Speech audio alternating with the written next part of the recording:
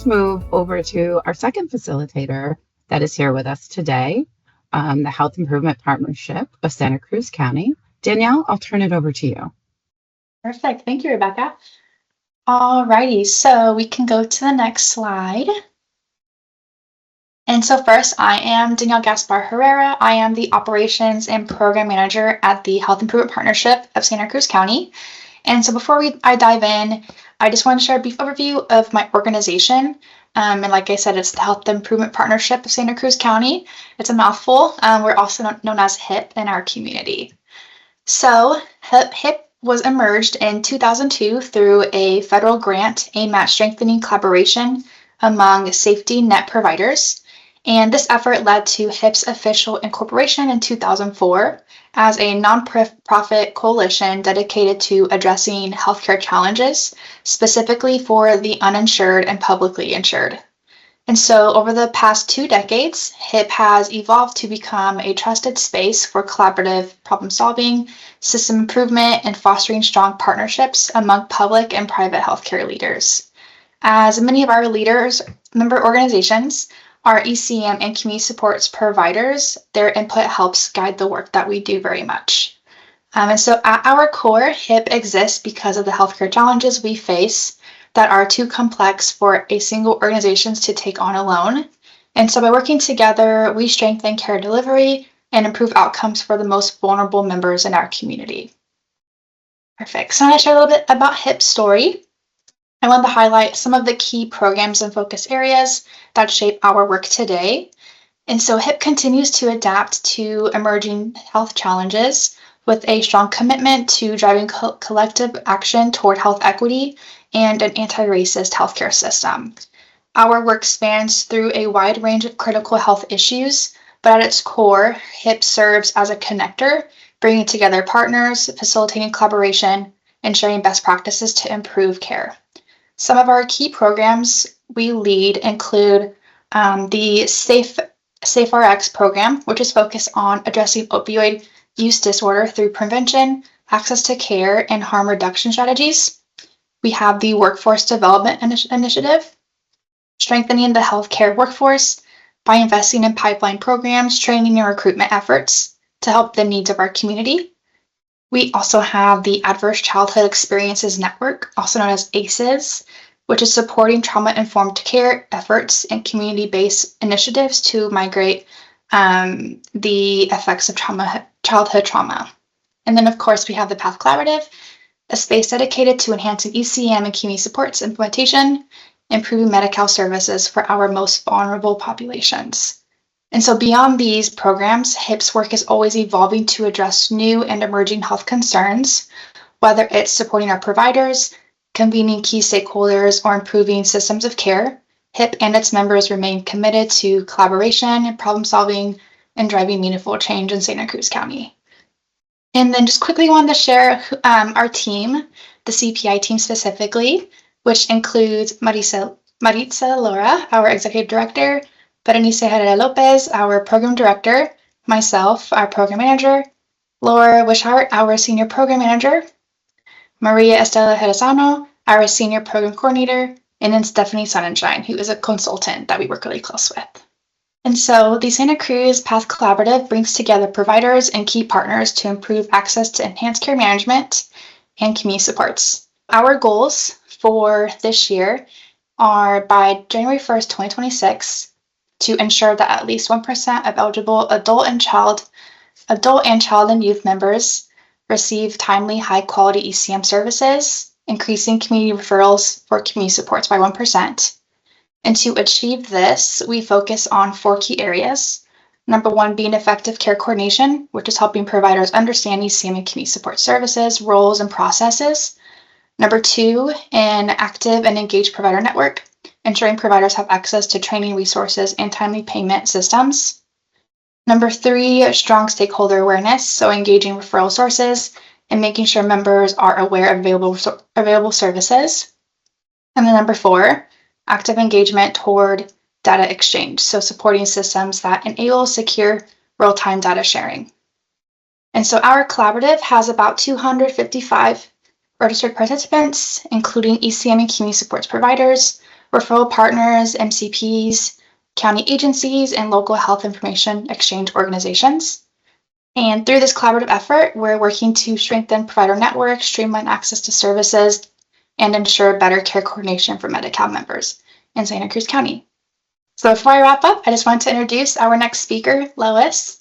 Lois is a licensed clinical social worker with over 30 years of experience supporting older adults in medical settings. She leads the Community Bridges Elder Day Adult Day Healthcare and ECM programs, which provide essential services to older adults in Santa Cruz County. The work that Lois and her team do is a crucial part of the broader efforts to improve care coordination and access for our community, and I'm very excited for her to share more about their programs and the impact they have for our community. And so, Lois, I will turn it over to you. Great. Thanks so much, Danielle. So, Community Bridges is my organization. We're a large human service organization, large for this community, not large in general, but large in Santa Cruz County. And our ECM program, as everybody knows, is really here to address some of the most complex needs, complex cases here in our area. And so Community Bridges is, again, we have 10 different programs, and our goal is entirely to serve the community and to make sure that the people in our community, especially people who are underserved, have what they need to have a thriving life. Our values, I'll just say them quickly. We really try to live by our values every day in our work. Their commitment, we did a lot of work coming up with these. Commitment, community, compassion, integrity, respect, and support. And that's really the underlying basis of what we do here. So we do, it always amazes me in a county of 175,000 people, I think. We're a small county. We serve 20,000 people every year. So we touch a lot of people in the county. You can see we serve people from birth all the way through very old age. Here at Elder Day, we have one of our participants is turning 101 next week. So we kind of have the whole span. The well over half of our participants and our clients here at Community Bridges are Latino, and many of them Spanish speaking only. And again, over half of our clients here at Elder Day are living in poverty. And I won't go over all these numbers, but just point out a couple of them. Liftline has provided last year over 50,000 rides, almost 200,000 meals were delivered to homebound seniors last year. And we also provide daycare, children's daycare, adult day health care, and crisis assistance, parenting classes. We do a lot of different things and touch many different areas of the community. So just to tell you a little bit about our programs, and why I need to tell you about all of our programs is that our ECM program is unique to Community Bridges, something new that we've done for the first time. So we have our children and family programs, child and nutrition. We have the child and adult care food program, an early education division, which is preschool, and then WIC, women, infants, and children. I think probably most people are familiar with them. And then we have our Family Resource Collective, which is 4 family resource centers in different parts of the county. And our Senior and Transportation Division, which is Elder Day, our Adult Day Health Care, which, as I always point out, is actually a health care facility. We're a licensed health care facility, not just a daycare. We do that too, though. And Liftline provides seniors and people with disabilities rides in the community. And Meals on Wheels, everybody knows Meals on Wheels, and their goal and job is to get nutritious and healthy food to members of the community, older and disabled members who are homebound. And then they also have several dining sites around the community. So one of the things that's very exciting and has been quite a challenge about our ECM program is it's the first program or first service that we have that has actually crossed different programs and community bridges.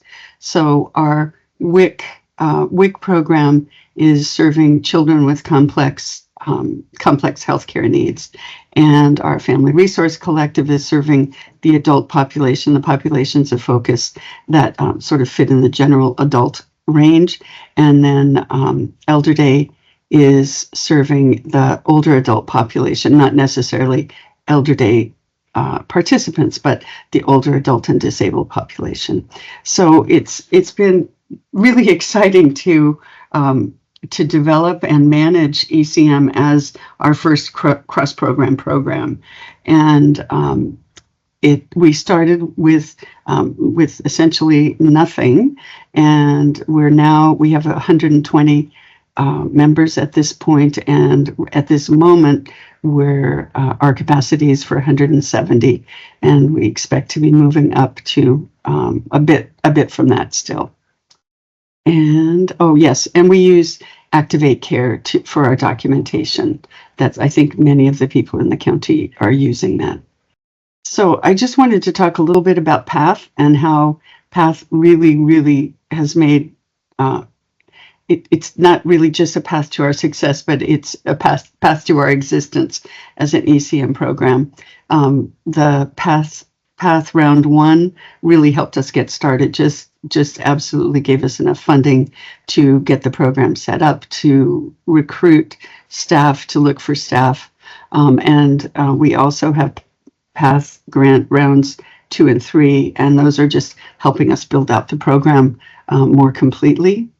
The TA marketplace has been amazing.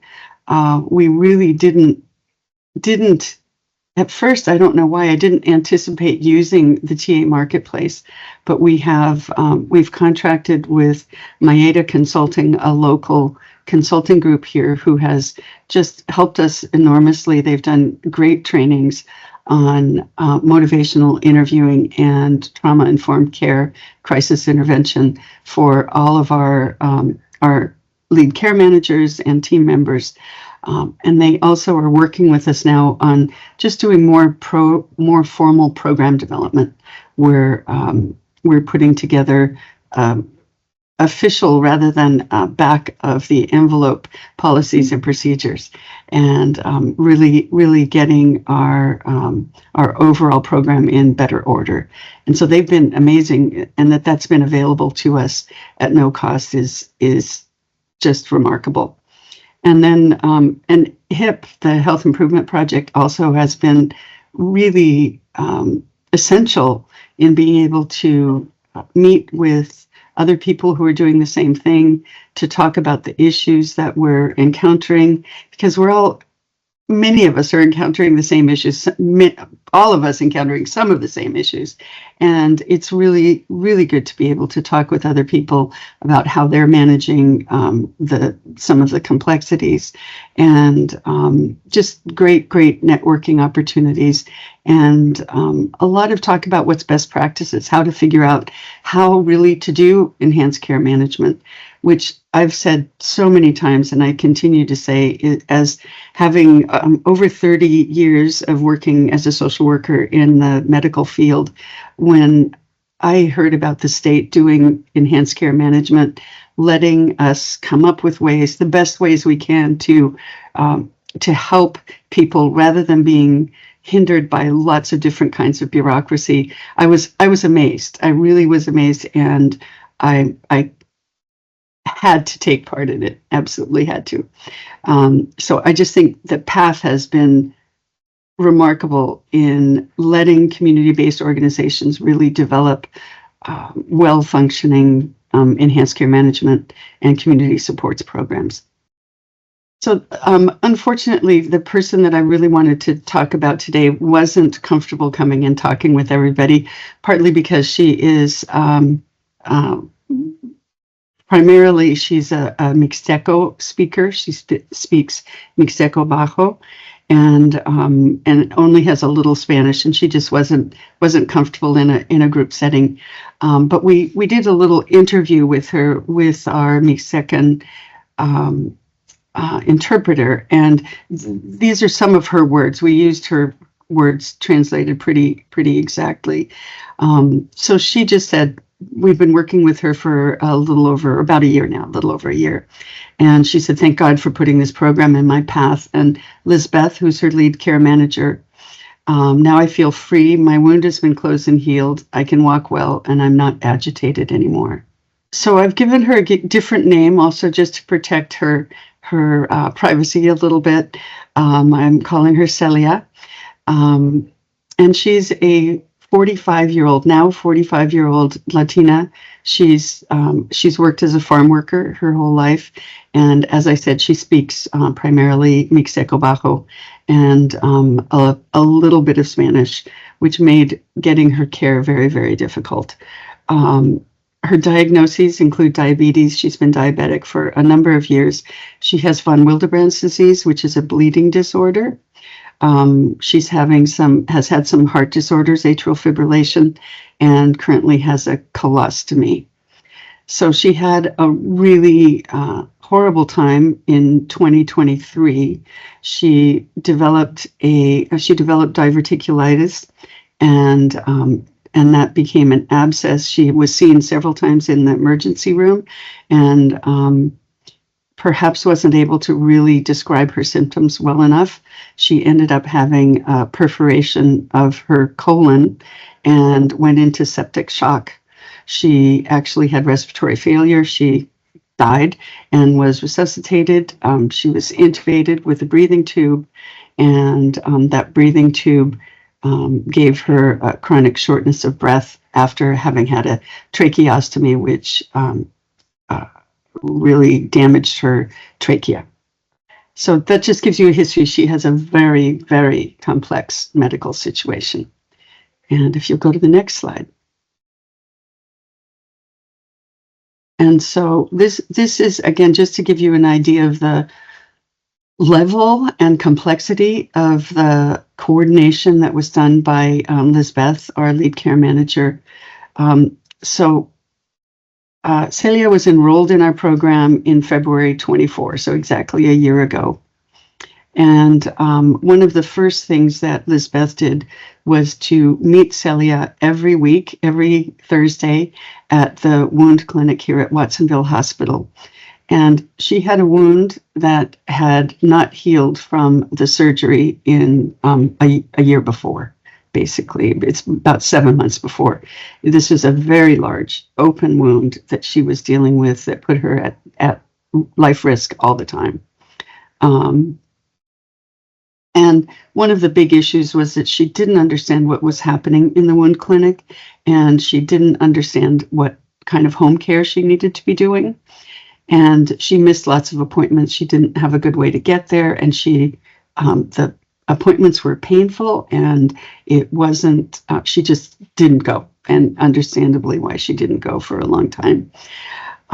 So having the lead care manager there, even though Lizbeth does not speak Mixteco, she was patient and spent a lot of time and managed with Spanish with Celia.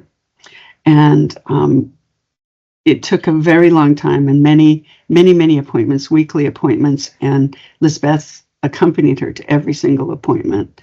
And by May, that wound was closed. That wound had been open for a very long time and was putting her life at risk.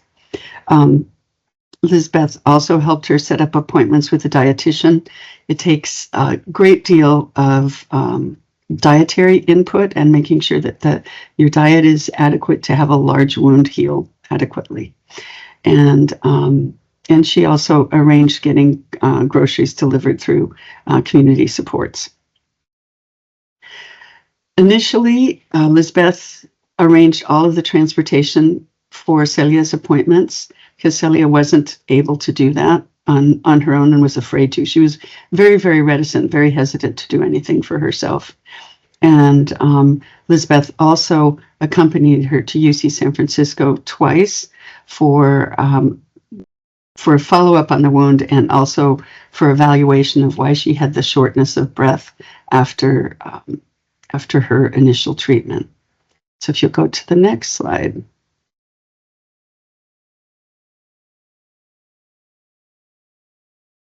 So these are just some of the things that have already been done.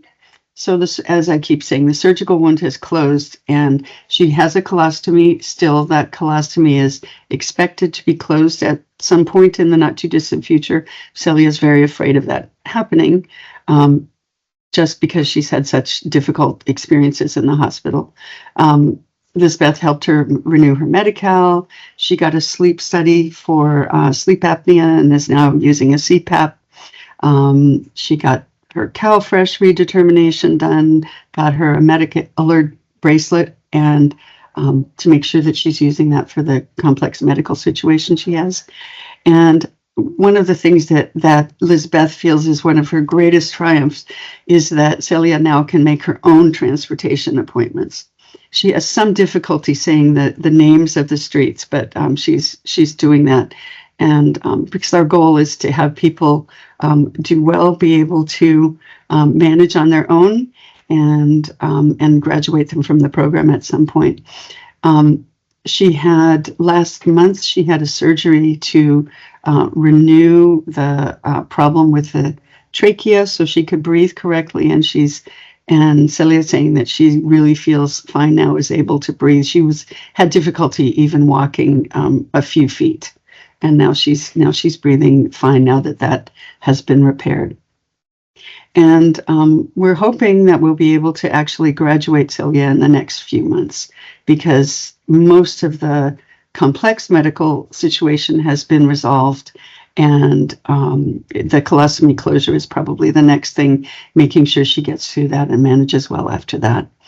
So this, I just wanted to present this case because I think she's one of the perfect examples of what ECM can do. Under normal circumstances, she would have not had any assistance with the kind of medical care that she needed, and she wasn't getting it. She wasn't going to the wound clinic. If that wound hadn't healed, it most certainly would have killed her at some point.